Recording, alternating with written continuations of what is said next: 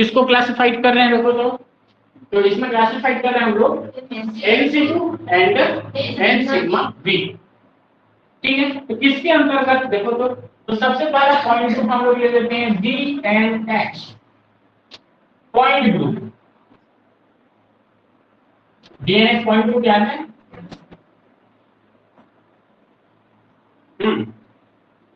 DNH point group में हम देखें अगर n का वैल्यू क्या हो, इवन हो और n का वैल्यू ऑड हो तो कैसे इसको आइडेंटिफाई करें इसको देखें। तो यहाँ पे बताया जाता है, तो यहाँ पे अगर n का वैल्यू इवन है तो NC2 को 2 क्लास में क्लासिफाई करते हैं। 2 क्लास में हो क्या बोले, अगर n का वैल्यू क्या है, सम है तो क्या करेंगे हम लोग NC2 जो होंगे उसको हम लोग 2 क्लास में डिवाइड। ठीक है, आगे इसमें बोलता है n सिग्मा V को भी हम लोग क्या करते हैं जो 2 क्लास में क्लासिफाइड करेंगे, 2 क्लास में क्लासिफाइड करेंगे। ठीक है, एग्जांपल देखें तो D4H किसके लिए देते हैं हम लोग, D4H का एग्जांपल क्या होता है, PP याद है, Cl Cl Cl Cl यहाँ पे 0। तब ये प्लेटिनम जब ऑक्सीडेशन स्टेट 4 में हो तब 2 में रहेगा तो क्या होगा, यहाँ पे 2 माइनस होगा। ठीक है, तो यहाँ पे अगर ऑक्सीडेशन स्टेट कितना है इसका 4 है तब। ठीक है, चलो इसके लिए देखो तो क्या है D4H। तो D4H के लिए देखें तो इसमें क्या क्या होगा, E होगा। ठीक है, आगे बढ़ो आगे बढ़ो, C4 होगा, C4 2 होगा, 2 क्लास में होगा, अभी भी देखे थे C4 2 क्लास में होगा। कौन कौन सा, C4 1 एंड C4 3 एक क्लास में होगा, और क्या बोले थे C4 2 ये दूसरे क्लास में, ऐसा बोले थे। ठीक है, याद आ रहा है ये चीज। तो देखो तो इसको क्या लिखते हैं, इसको हम लोग लिखते हैं ऐसा लिखेंगे। चलो छोड़ो आगे देखते हैं इसको क्या लिखेंगे, उसको मैं बताऊं। क्लियर है ये? अब हम लोग आ जाते हैं इस पर NC2 पर, क्योंकि इसी को क्लासिफाई कर रहे हैं, इतने तक का तो पढ़ चुके पहले। चलो अब क्या लिखोगे इसके लिए, तो इसके लिए हम लोग लिखेंगे क्या, तो देखो कितने हैं इसके NC2 मतलब 4C2 को क्या करेंगे देखो तो 2C2 एक में रहेगा, 2C2 एक में रहेगा। 4C2 है उसको क्या लिख दिया मैं, 4C2 होता है उसको लिख दिया 2C2 एक में और 2C2 अगले में। क्लियर है? क्यों लिखा, n का वैल्यू क्या है, इवन है, इसलिए 2 क्लास में लिखना है, 2 अलग अलग क्लास में लिख दी। क्लियर है? चलो अगला देखो तो n सिग्मा v मतलब 4 सिग्मा v कितने क्लास में लिखोगे इसको, 2 सिग्मा v एक क्लास, 2 सिग्मा v दूसरा क्लास। समझ में आया? आगे देखो तो और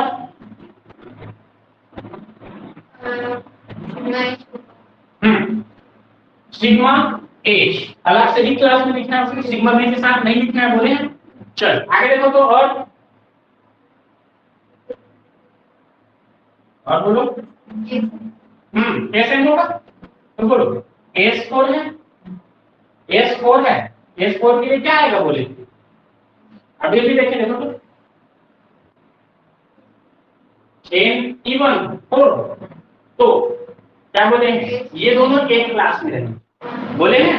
चलो तो इसमें क्या हो गया देखो तो S4 1 S4 3 और है S4 4। तो ये E के लिए होगा, E के लिए होगा। अब देखो ये दोनों को, इन दोनों को हम क्या बोलेंगे एक क्लास में रखा जाएगा। क्यों, n का वैल्यू क्या है यहाँ पे 1 और n का वैल्यू क्या है 4, तो बोले s n का वैल्यू 4, n का वैल्यू 1 और आगे देखो तो s 4 3 दोनों आ रहे हैं, दोनों को हम क्या मान के चलेंगे, एक क्लास मान के चलेंगे। तो इसको देखो कैसे लिख देते हैं, तो इसको लिख देते हैं हम ऐसे s 2s4, क्या लिखते हैं 2s4, एक क्लास में लिखना है, ठीक है। तो ये हो गया क्लास, समझ में है। चलो अब इसमें लिखने का तरीका, इसको ऐसे ही लिख दो, फिर मैं समझाऊंगा कि कैसे लिखें। कैसे लिख रहे हैं s41 और s42, ये दोनों एक क्लास, ठीक, ये एक क्लास, ये एक क्लास, ये एक क्लास, ये एक क्लास, ये एक क्लास, क्लियर। आई इन्वर्जन के बराबर होगा और इन्वर्जन क्या होगा, आइडेंटिटी के बराबर होगा, क्लियर है। ये हो गया। अब इसको देखो, ये तो क्लास लिख दी, इसको लिखा कैसे जाता है, इसको देखो, तो इसको लिखा जाएगा ऐसा ऐसा, ये किसके लिए है तो D4 एज के लिए है, और E होगा, उसका देखो ये दोनों को क्या लिखते हैं हम लोग 2C4 लिखा जाएगा, इन दोनों को क्या लिखा जाएगा 2C4। आगे देखो C42, उसको जैसा तैसे नहीं, ये दोनों हैं, क्या लिखो इसको 2C2, ठीक है। इसको देखो 2 सिग्मा, हाँ तो 2 सिग्मा V और है 2 सिग्मा V, ठीक है। अब इसमें से देखो तो 2 सिग्मा V में से एक को D लिखेंगे, क्यों लिखेंगे D, डिहाइड्रल, याद आ रहा है डिहाइड्रल में क्या होता था, अलग अलग एटम से, हाँ अलग अलग एटम से ग्रुप जुड़े हो, लेकिन फिलहाल यहाँ पे एक ही एटम है तो क्या होगा अलग अलग साइड से जुड़े हो और दोनों के दोनों कटने चाहिए। तो देखो तो ऐसा अगर काटते हैं, यहाँ पे हाइड्रोजन रहता तो डाइहाइड्रल बोलते हैं, एक हो गया। यहाँ से काटेंगे देखो तो इसमें भी डाइहाइड्रल आ गया, इसलिए यहाँ से जो काट रहे हैं और यहाँ से जो काट रहे हैं उसको हम बोलेंगे डिहाइड्रल प्लेन, क्लियर है। और बाकी दो को क्यों नहीं बोले, तो बाकी में एक देखो यहाँ से काटेंगे तो क्या हो रहा है, यहाँ से कर रहे हैं तो क्या हो रहा है, ये दोनों इधर जा रहे हैं, ये दोनों इधर जा रहे हैं, कोई बीच में डबल एटम नहीं कर रहा है, नहीं कर रहा है, इसलिए डिहाइड्रल एंगल नहीं। यहाँ से वो काट के देखो वैसे हो रहा है, तो यहाँ भी डिहाइड्रल नहीं है, तो इसमें से सिर्फ दो जो है वो क्या होंगे डिहाइड्रल, इसलिए इसमें से एक को हम क्या लिखेंगे डिहाइड्रल, क्लियर है। अगला देखो तो सिग्मा H अलग ही लिखना है बोले थे इसको, और ये दोनों को एक में लिखना बोले हैं, तो क्या लिखेंगे उसको, क्या लिखेंगे 2S4, क्लियर है। S42 I के बराबर, और I किसके बराबर होगा, तो देखो यहाँ पॉइंट लोगे, इसको इधर इधर इधर इधर, I that is equal to S42 and that is also equal to होगा, क्योंकि देखो दो तो एटम रहता है तो अलग अलग एटम को बोलते एक ही है, इसलिए ठीक है। यहाँ पे क्या हो रहा है I is equal to S42 और S42 is also is equal to E, clear है। बोलो यहाँ पे मेरे को बताओ तो क्लास कितनी,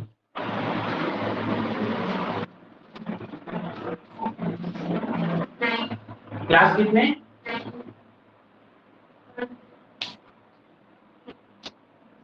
एक दो तीन चार पाँच छह सात आठ नौ, नौ हो गए।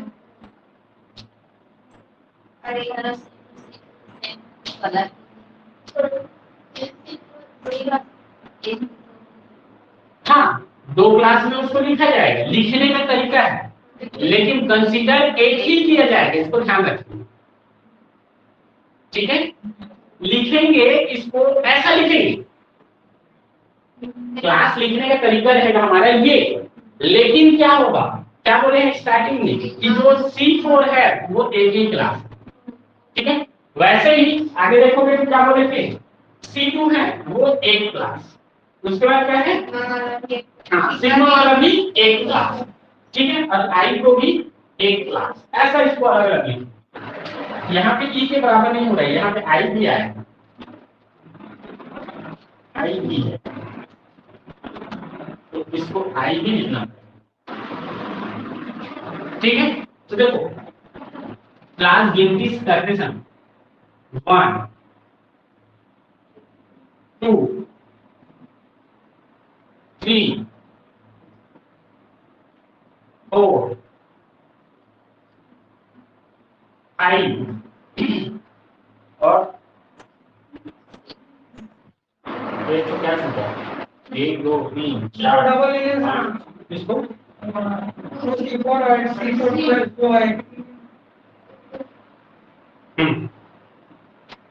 ठीक ये ना, हाँ ठीक है, इसमें 3 ऑपरेशन थे ना, वहां पर 4 इसको ये लिखे थे कहां पे देखो तो, इसको ऐसा लिखते हैं C41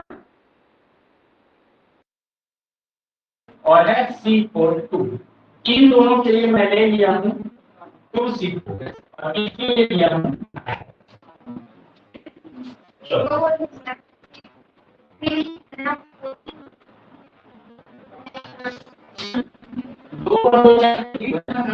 दो तो 4 ऑपरेशन हो गया,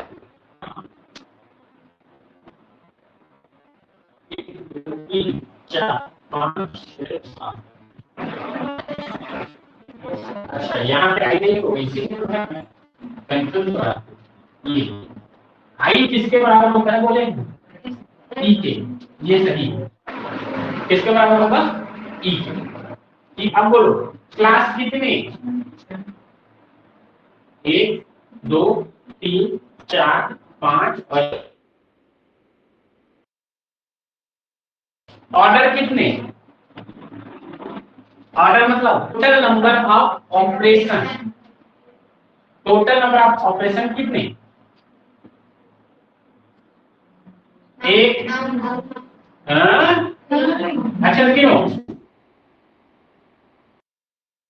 3 हो गया, 4 5 6 7 8 9 10 14 ये हो गया हमारा क्या बनता, ठीक है। लेकिन ध्यान दो एक ऑपरेशन,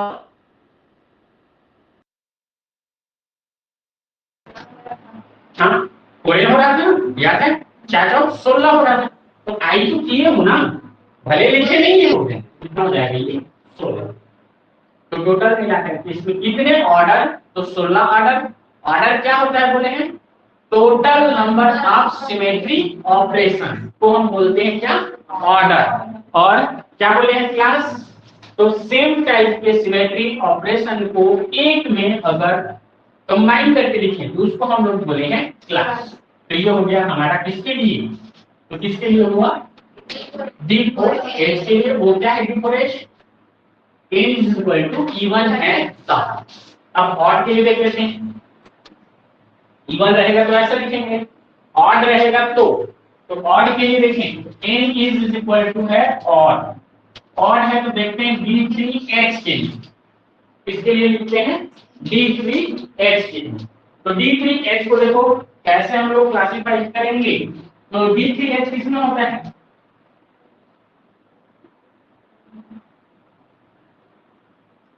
क्या है, इसमें होता है D3H, D3H लिखेंगे तो इसमें कौन कौन सा ऑपरेशन होगा इसको लिखें, तो बोलो E होगा,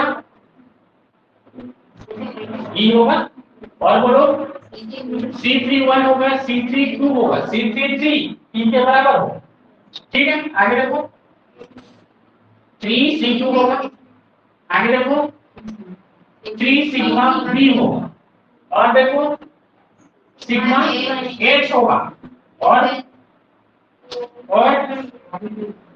S31 और S32 होगा, S31 S31 सॉरी 3 है तो S3I हो, 3 है ना, 3 है तो क्या होता है उसमें डबल है ना, तो क्या हो जाएगा S31 S32 S33 S34 S35 S36 ये कटेगा, ये कट जाता है, ये भी कट जाता है, ये भी कट जाता है, तो कौन समझता है? ठीक है, चलो ये लिख दिए, इतना हो गया इसके क्या ऑपरेशन। अब इसको ग्रुप में बनाना है, हम क्या बनाना है, क्लास, क्लास देना है। क्लास देने के लिए क्या करते हैं, ऐसा लिखेंगे, बोलो C3H E एक क्लास में होगा, C31 C32 दोनों के दोनों एक ही क्लास में होता है, क्यों? क्योंकि अभी पढ़े हैं हम लोग, क्या देखें देखो तो CN N and CN N minus N एक क्लास में हो गया। चलो आगे देखो तो 3C2 3C2 हाँ, तो यहाँ पे देखो अगर इवन रहता तो दो क्लास बनाते, लेकिन ऑड है तो क्या होगा, वो एक ही क्लास हो, ठीक है, तो एक ही क्लास होगा, तो चलो एक ही क्लास में उसको लिख देते C32, ठीक है। आगे देखो यहाँ पे क्या लिखोगे, ये ऐसा है तो NC2 1 क्लास में हो, ठीक है, और साथ ही साथ M सिग्मा V V क्या होगा, 1 क्लास में हो, इसको याद रखें। जैसे अभी T1 था तो दो क्लास में हो रहे थे दोनों के दोनों, लेकिन यहाँ पे ऑड है, इसका मतलब है कि एक ही क्लास, तो एक ही क्लास में क्या होगा 3 सिग्मा V होगा, 3 सिग्मा V। चलो और आगे बोलो सिग्मा H एक क्लास में होगा, ये दोनों 2S3 हो गया। चलो बोलो इस पर ऑर्डर कितने, ऑर्डर कितने, तो 1 2 3 4 5 6 7 8 9 10 11 12 पूरे होते हैं, तो 4 किया 12 ऑर्डर हो गए इसके, और क्लास कितने गिनती मारे उसको 6, तो इसके क्लास होंगे हमारे 6, ठीक है। तो इस बेसिस पर हम इसका क्लास का क्या करते हैं, डिटरमिनेशन करते हैं।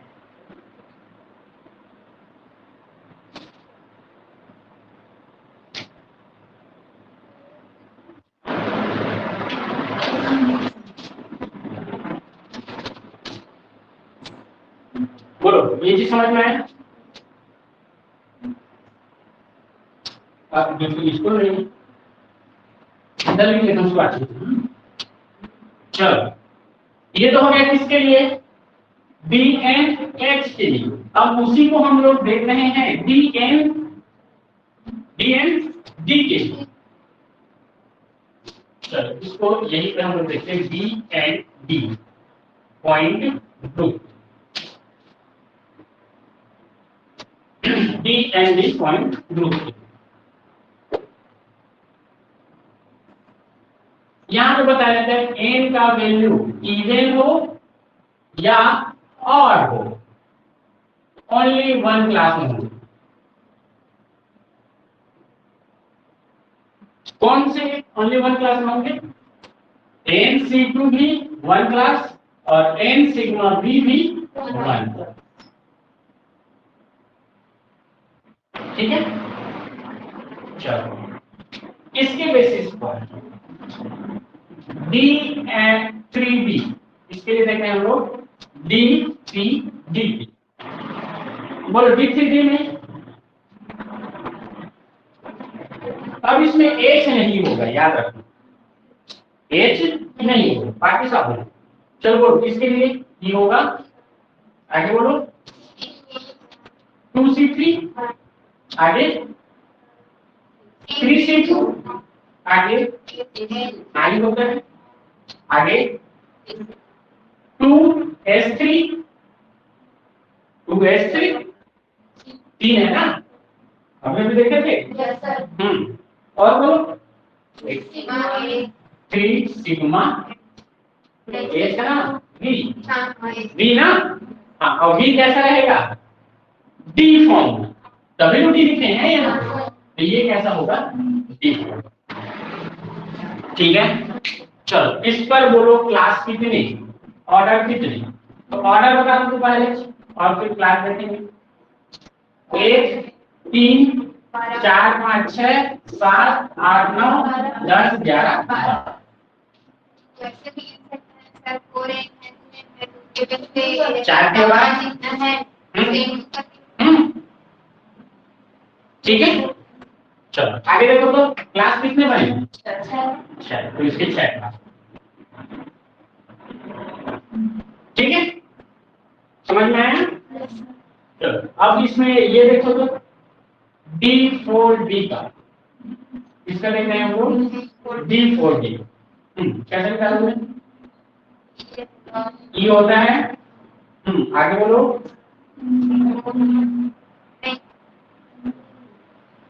2C4 और 4C2 और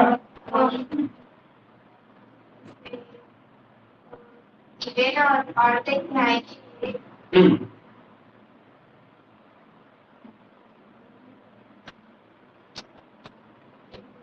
चलो इसको छोड़ो, डी छोटा सा देखते हैं जल्दी बनेगा उसको। इसका देखें D2D का, चलो बोलो तो ई तो होगा, आगे बोलो 2C2, ऐसा होगा नहीं, पहले होगा C2 उसके बाद होगा 2C2 होगा, आगे देखो 2 सिग्मा D और आगे देखो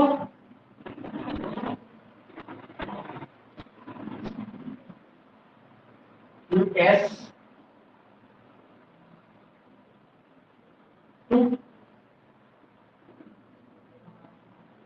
2S2 1 2 3 4 5। ठीक है, तो इसमें 2S 1 2 3 4 5 2S 1 2 3 4 ऑर्डर होगा इसका, और कौन सा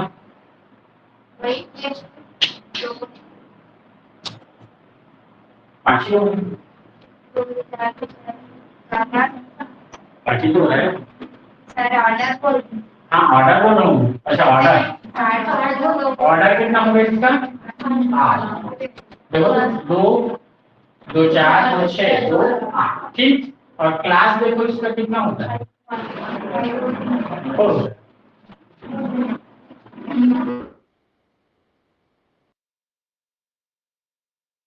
कैसे होगा क्लास,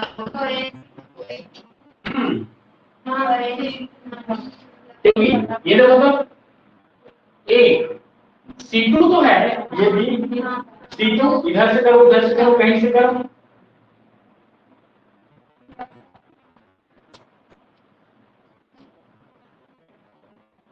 ये भी C2 ये भी C2, 3 C2 एक साथ नहीं होना है, एक साथ में आ गया 2 ऑर्डर, ये हो गया। तो इस प्रकार से करते हैं।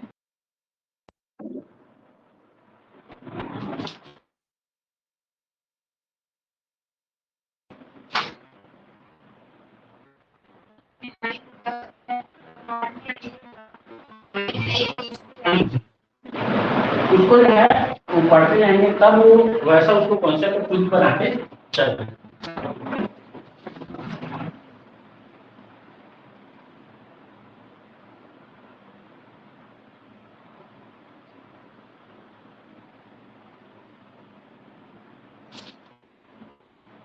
ठीक है, तो इस प्रकार से हम लोग देखते हैं।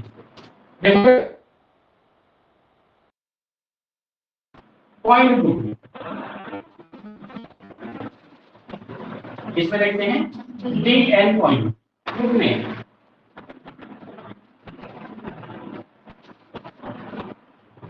D2 के लिए देखो, इसके लिए देखते हैं D2 के लिए।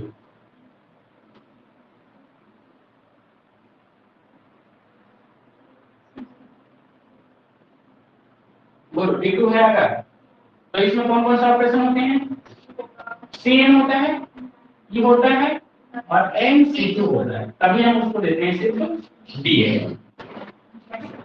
चलो बोलो क्या क्या ट्रांसफॉर्मेशन करो,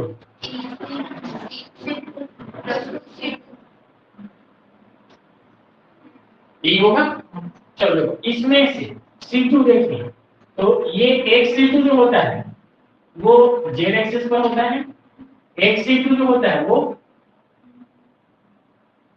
वाई एक्सिस पर, और एक C2 जो होता है वो एक्स एक्सिस प्लस ई। तो इस पर टोटल ऑपरेशन कितने, टोटल ऑपरेशन कितने, चार। ऑर्डर कितने, चार। क्लास कितने, दो क्लास। क्यों, क्योंकि की एक अलग होगा और तो देखो यहाँ पे लिख सकते हैं हम लोग ऑर्डर कितना, चार, और क्लास कितना, C2 मतलब क्या होगा ये, ठीक है, तो ये हो गया। आगे देखो CNV, इसमें CNV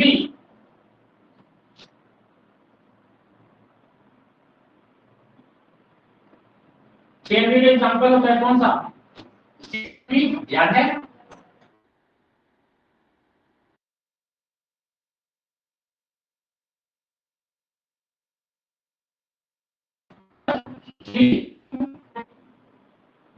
होगा नहीं, ये होगा,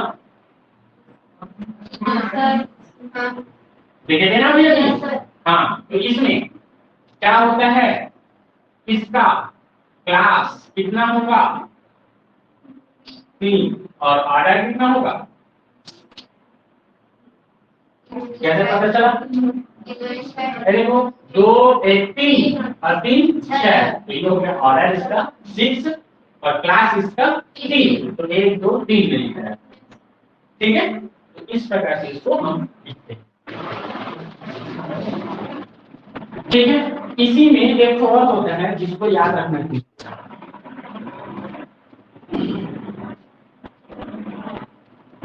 CNS। हाँ, यहाँ पे ऑर्डर का वैल्यू क्या होता है, 0 होता है, इसलिए याद रखना।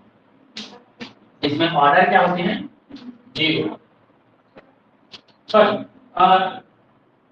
ऑर्डर और क्लास का जो नंबर है वो सेम, ये ऐसा क्या लिखेंगे, ऑर्डर कितना होगा उतना ही इसके क्लास।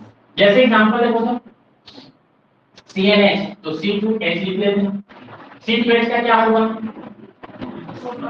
E होगा, अब बोलो C2 होगा और सिग्मा H होगा, हो गया। और हॉरिजॉन्टल कट रहा है मतलब आईडी होगा, आईडी होगा। तो देखो इसमें क्या होगा, टोटल नंबर ऑफ ऑपरेशन 1 2 3 4, तो ऑर्डर भी इसका 4 और क्लास भी इसका 4, ये होता है इसको याद। C2H कैसा होता है, तो ऑर्डर और जो उसका क्लास होता है वो क्या होते हैं, सेम होते हैं। कि मैथ्स टाइप का यह कॉन्सेप्ट आ रहा है, ठीक है। चलो देखें,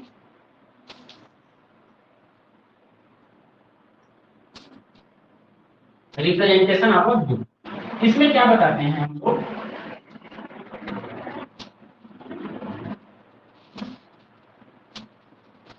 ग्रुप के सिंगल ऑपरेशन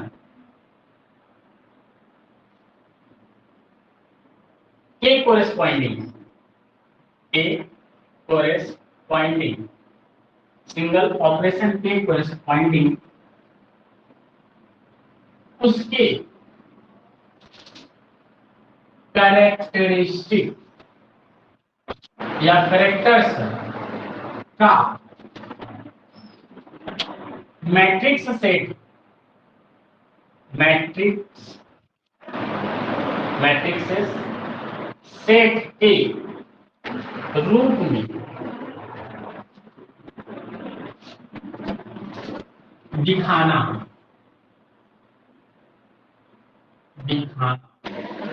ही क्या कहलाता है? मैट्रिक्स रिप्रेजेंटेशन कहलाता है। मैट्रिक्स रिप्रेजेंटेशन, वही रिप्रेजेंटेशन कहते हैं। देखो तो इसका मतलब क्या है? सिंगल ग्रुप के सिंगल ऑपरेशन, कोई ग्रुप है उसका अगर हम सिंगल ऑपरेशन के कोरेस्पॉन्डिंग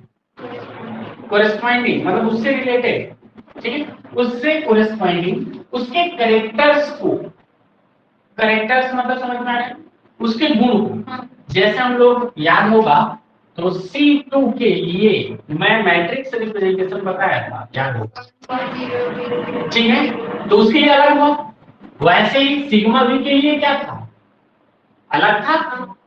एसएन के लिए याद आ रहा है ना? हाँ, और ई के लिए अलग था। तो वही चीज बोल रहा है कि ग्रुप के सिंगल ऑपरेशन जो ग्रुप में है उसके किसी सिंगल ऑपरेशन के कोरेस्पॉन्डिंग जो कैरेक्टर है, इसके लिए जो मैट्रिक्स आ रहा था, दूसरी बोल रहे कैरेक्टर के आधार पर उसका मैट्रिक्स सेट के रूप में दिखाना, उसको मैट्रिक्स के रूप में दिखाना क्या कहलाता है? रिप्रेजेंटेशन कहलाता है। क्लियर है? मतलब ग्रुप के कोई सिंगल ऑपरेशन के कैरेक्टर के आधार पर उसका अगर हम मैट्रिक्स लिखते हैं तो वो कहलाता है हमारा क्या? रिप्रेजेंटेशन। समझ में आया चीज? यही चीज यहाँ पे बोल रहा है।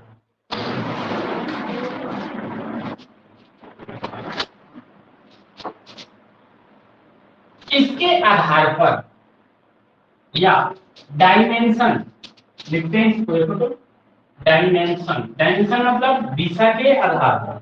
हाँ, तो डायमेंशन के आधार पर, दिशा के आधार पर क्या बोल रहे हैं हम लोग? Representation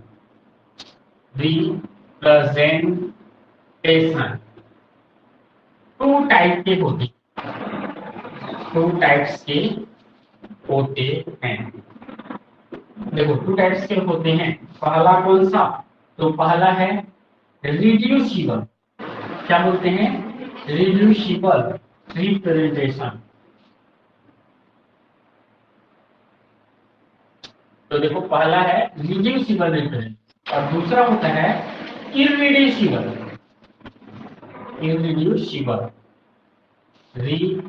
representation. रिड्यूसिबल रिप्रेजेंटेशन और दूसरा है इररिड्यूसिबल रिप्रेजेंटेशन। हम इतने में क्या समझे? तो इतने में समझ रहे हैं कि कोई ग्रुप है, कोई पॉइंट ग्रुप है, उसमें से किसी एक ऑपरेशन का जो कैरेक्टर है उसको हम मैट्रिक्स के रूप में दिखा रहे हैं, और जो दिखाने का जो तरीका है इस तरीके को हम बोलते हैं रिप्रेजेंटेशन। और रिप्रेजेंटेशन जो है दिशा के आधार पर दो टाइप के होते हैं। पहला है उसमें से रिड्यूसिबल रिप्रेजेंटेशन और दूसरा है उसमें से इररिड्यूसिबल रिप्रेजेंटेशन। क्लियर है इतना मतलब? चलो अब इसमें हम लोग एक एक करके डिस्कस करते चले। पहला हम लोग देखते हैं किसको? तो रिड्यूसिबल रिप्रेजेंटेशन। पहला देख रहे हैं हम लोग किसको? Reducible representation.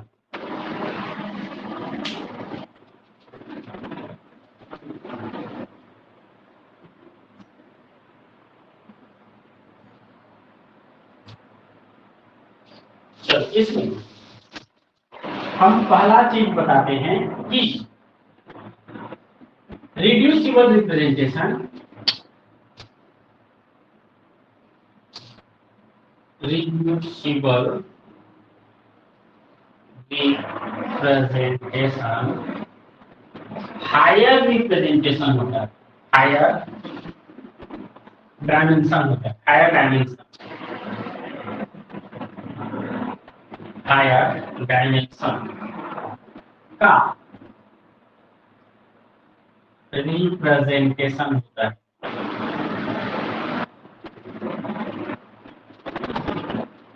रिप्रेजेंटेशन होता है जिसको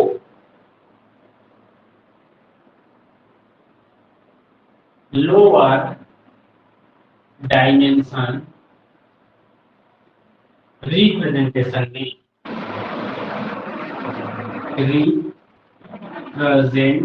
रिप्रेजेंटेशन में रिड्यूस किया जा सकता है, रिड्यूस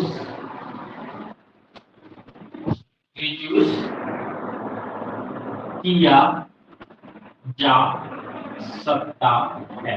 देखो इसका मतलब क्या है, रिड्यूसिबल रिप्रेजेंटेशन ऐसा रिप्रेजेंटेशन, ऐसा तो higher dimension representation, higher dimension मतलब बड़ा डायमेंशन का रिप्रेजेंटेशन होता है जिसको हम क्या कर सकते हैं, lower representation, sorry lower dimension, हाँ लोअर डायमेंशन में उसको क्या कर सकते हैं, रिड्यूस कर सकते हैं, मतलब छोटे छोटे टुकड़ों में तोड़ सकते हैं या छोटे छोटे रिप्रेजेंटेशन में तोड़ सकते हैं, तो उसको हम क्या बोलते हैं, रिड्यूसिबल रिप्रेजेंटेशन कहते हैं।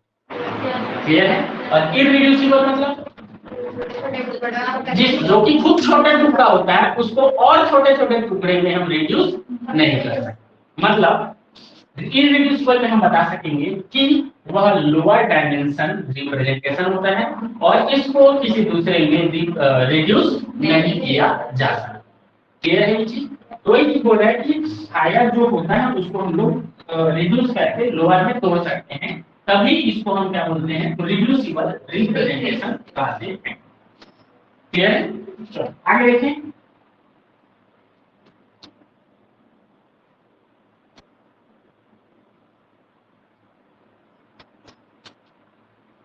Reducible representation, reducible representation, reducible representation किसी भी मॉलिक्यूल्स, किसी भी मॉलिक्यूल्स के molecules and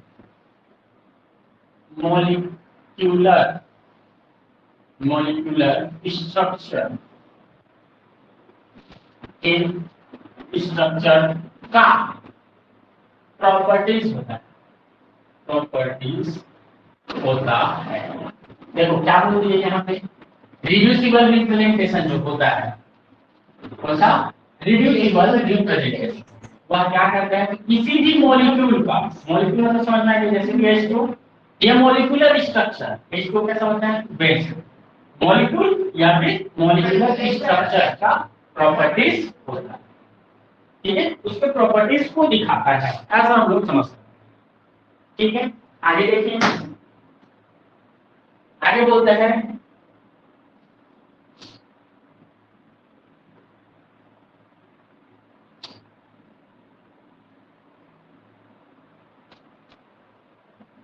reducible representation, reducible representation के द्वारा मॉलिक्यूल्स के द्वारा मॉलिक्यूल्स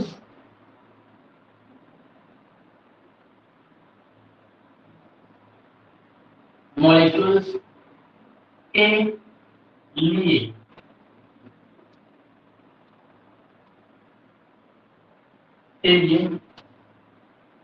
स्ट्रेचिंग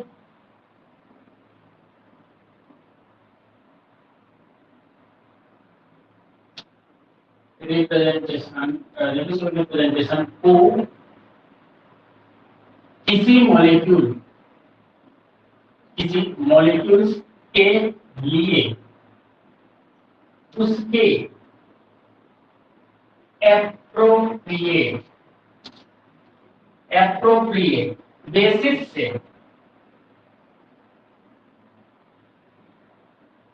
सेट्स के आधार बेसिस सेट्स के आधार पर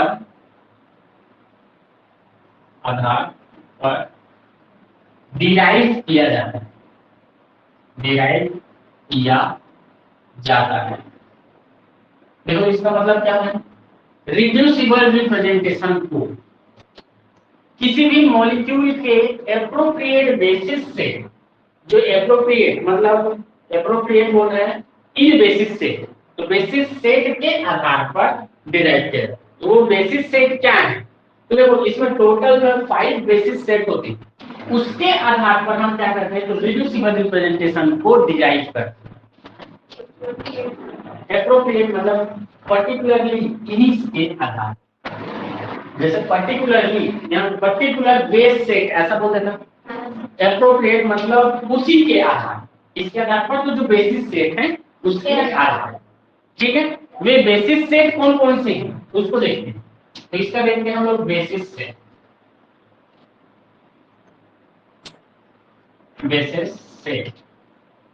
तो बेसिस सेट में देखें तो 5 बेसिस सेट होते हैं। पहला होता है 3 कोऑर्डिनेट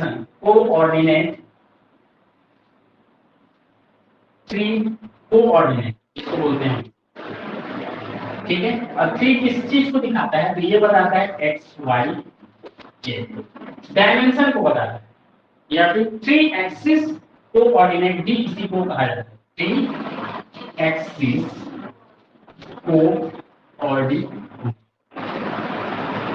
तो पहला बेसिस सेट है हमारा क्या, तो क्या है 3 एक्सिस कोऑर्डिनेट, उसके आधार पर हम उसको दिखाएं, ठीक है। दूसरा अनशिफ्टेड एटम, ये दूसरा कोऑर्डिनेट, दूसरा बेसिस सेट अनशिफ्टेड एटम्स। अनशिफ्टेड एटम ये दूसरा बेसिस सेट है जिसके आधार पर हम लोग बताएं, ठीक है। तीसरा बेसिस सेट है 3n कोऑर्डिनेट, 3n कोऑर्डिनेट। और 4 है बॉन्ड वेक्टर, 4 है बॉन्ड वेक्टर। और 5th है बॉन्ड एंगल, ये 5 बेसिस सेट होते हैं जिसके आधार पर हम क्या करते हैं, रिड्यूसिबल रिप्रेजेंटेशन को लिखते हैं या डिराइव करते हैं। देखो 3 एक्सिस कोऑर्डिनेट या 3 कोऑर्डिनेट किसको कहते हैं, तो 3 एक्सिस कौन कौन सा होता है, एक्स वाई जेड, क्लियर है। अब मान लो मैं कोई मॉलिक्यूल को रख दिया, कोई मॉलिक्यूल वाटर मॉलिक्यूल कैसा रखा है, जेड एक्सिस पर, क्लियर है। अब इसमें मैं कुछ परिवर्तन कर, जैसे मॉलिक्यूल के स्ट्रक्चर में चेंज कर, क्या हो जाएगा,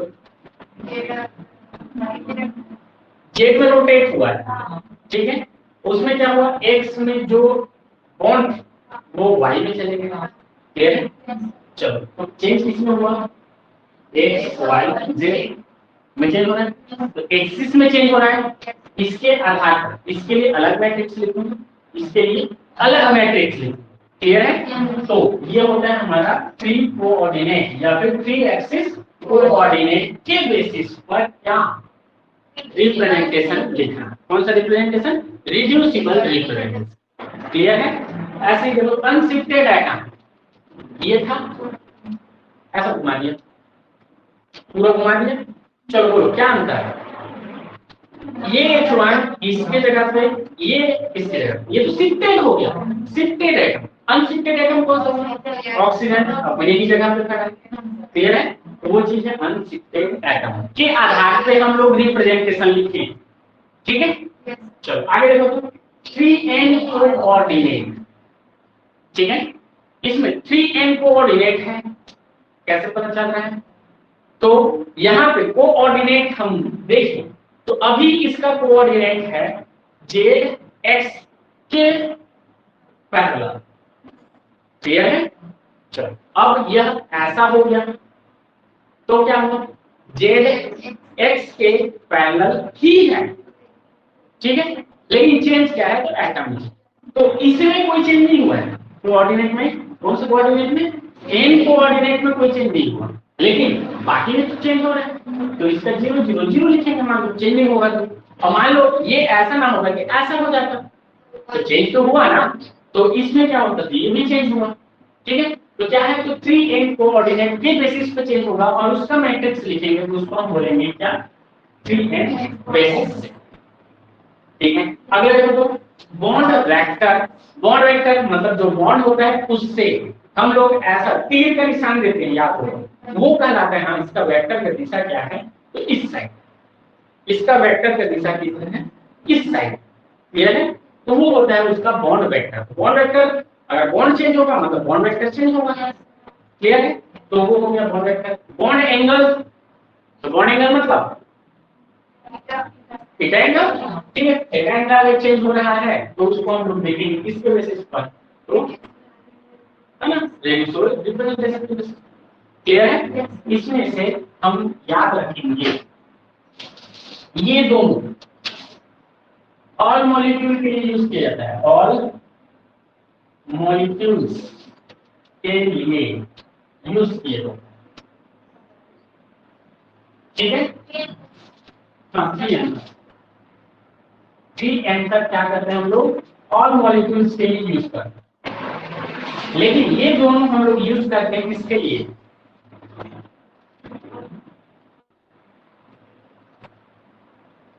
only regular geometry, only regular geometry वाले मॉलिक्यूल्स,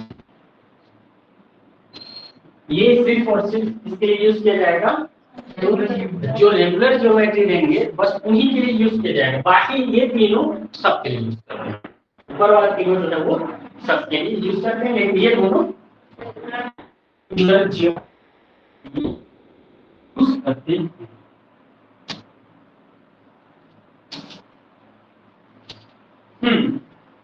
इतना समझ में आया कि नहीं, आ गया। चलो अब इसमें ये चीज समझ में आ गया कि नहीं आता, देखो ऐसा एंगल बनाते हैं, इसको मैं बोलते हैं एक्स है, ये वाई है और ये जेड। इसका मतलब समझ में आया, ये दिखा रहा है ये जो बॉक्स है इस चीज, ऊपर से नीचे जेड है, ठीक है। अगला बोलो, फ्रंट बैक, ठीक है, वही चीज को बता। अब यहाँ अगर मैं किसी मॉलिक्यूल को रख देता हूँ, इसको रख देता हूँ कोई मॉलिक्यूल, देखो तो ये वाटर मॉलिक्यूल,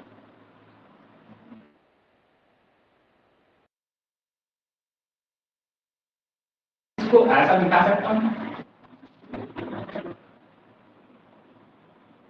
ऐसा एक्स वाई जेड, ठीक है। अब इसके बेसिस पर क्या परिवर्तन हो रहा है, उस परिवर्तन को